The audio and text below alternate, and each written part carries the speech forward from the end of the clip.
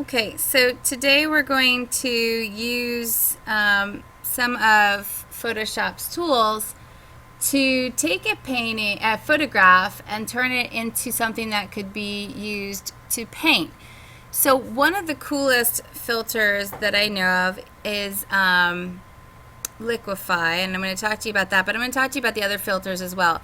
So under filters, there's all these artistic tools that can turn a photograph into the look of a painting on canvas or something that's underwater.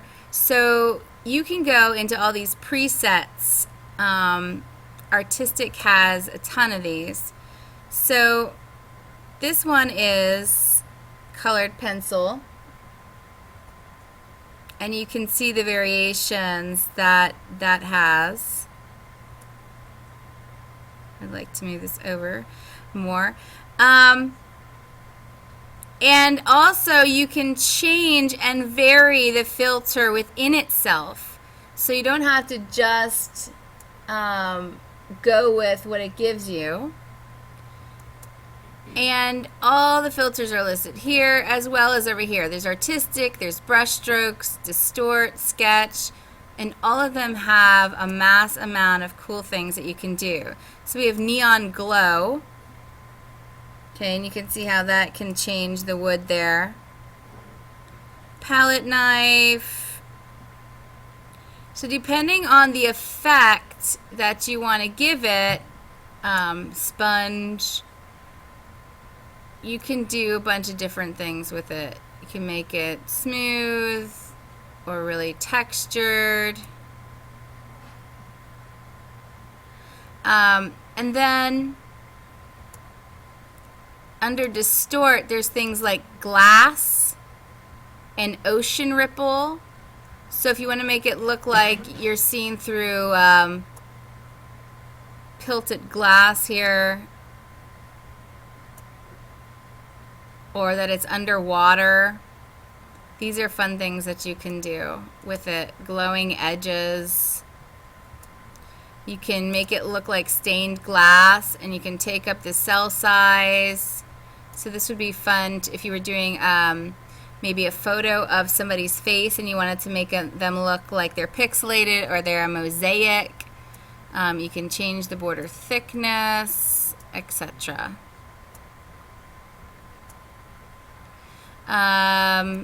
Again, here's another mosaic tile, and you can change the tile size, the grout width. So there's all these artistic elements in here. I'm going to cancel out of this. The one I want to talk to you about today that gives you the most control is Liquify. And Liquify immediately turns all these pixels into wet paint.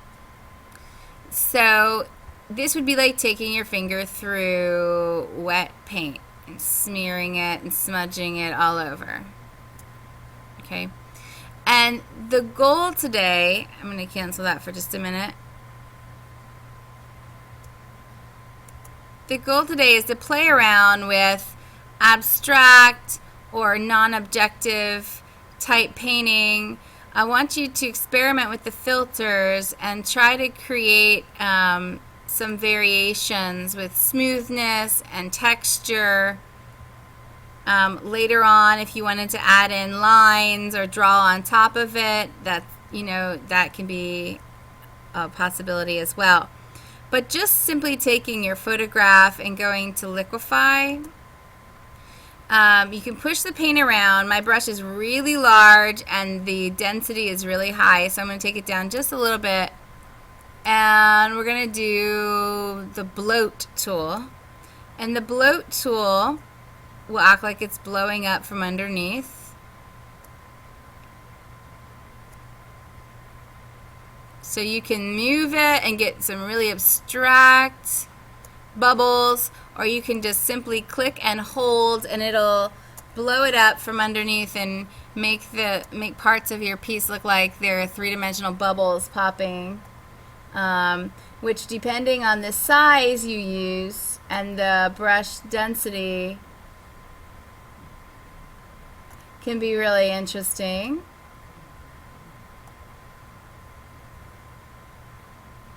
where you put lots of different sized bubbles in there. Along with the bloat tool is the pucker tool, and just like you see this crossbar in the middle here, it'll act like a black hole and suck all the pixels into itself. You see this like meiosis, mitosis thing going on here. It's like sucking it in to the center point, and so if you click and hold and drag it, it'll act like a zipper. Okay. Also, clockwise, if you click and hold, it'll spin it clockwise. And right down here, these might be very useful. So let me go back to cancel and show you what these look like. Filter, liquify. I'm going to use the freeze tool. And you might say, well, what in the world does that mean? Well, if I want an area to stay the way it is, I don't want it to be touched at all, I can put the freeze tool over top of it, and that will be untouched. So if I now take the bloat tool, let's say I make this really big here, and I put it here, notice that it won't go into the freeze area. Even though I'm over the freeze area, it protects that zone. If I want to take the finger and move everything else around, I can do that, but it'll protect that zone. And when I'm ready, I can use the thaw tool, and I can de-thaw what's there and then release it again. Okay, so let's say that I did this and it liquefied my wood. And you know, there's a couple options. I can leave a solid background like the red that you see, or I could bring in another image. Here's one I did today. I liquefied a landscape. So let's say I wanted to bring that in behind the wood.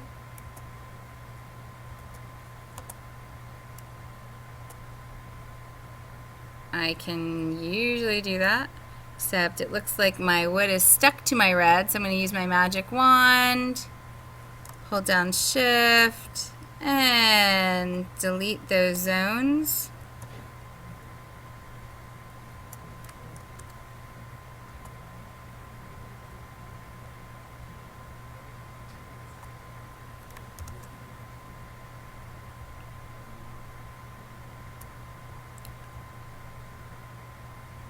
Alright, so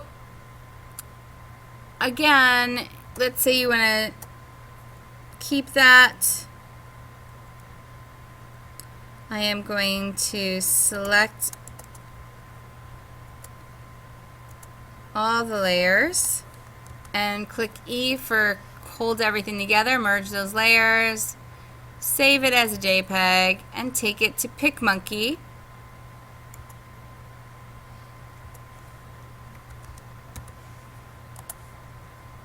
Why would I take it to PicMonkey? The other goal today is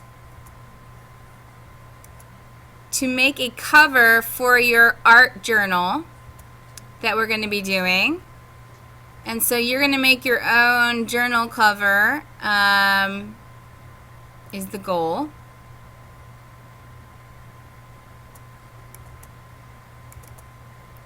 And so again, we talked about PicMonkey the other day and using the overlays or the textures, and they have different labels in them. So for instance, if you wanted to go to a banner and use one of those labels, you can put your name on it. I'd like you to somehow personalize or name your piece. So let's say I wanted to do that, and then go get my funky text.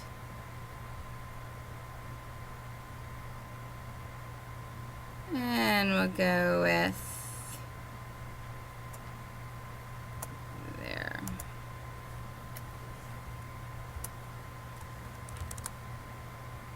I'm going to make the text white and the size large and move it here.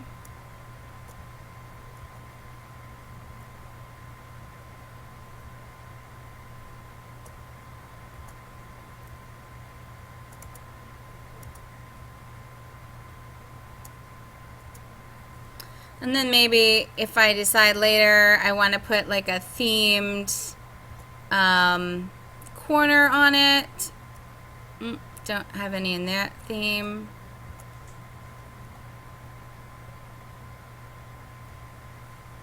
There's flourishes, etc. You can put on a corner. Might do that.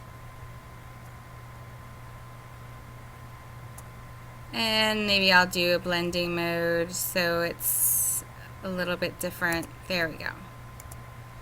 And I could add those overlays, etc., and then save it for a journal cover. But you've basically painted as well as photoshopped, etc. All right, so we're going to be doing those today. Liquify.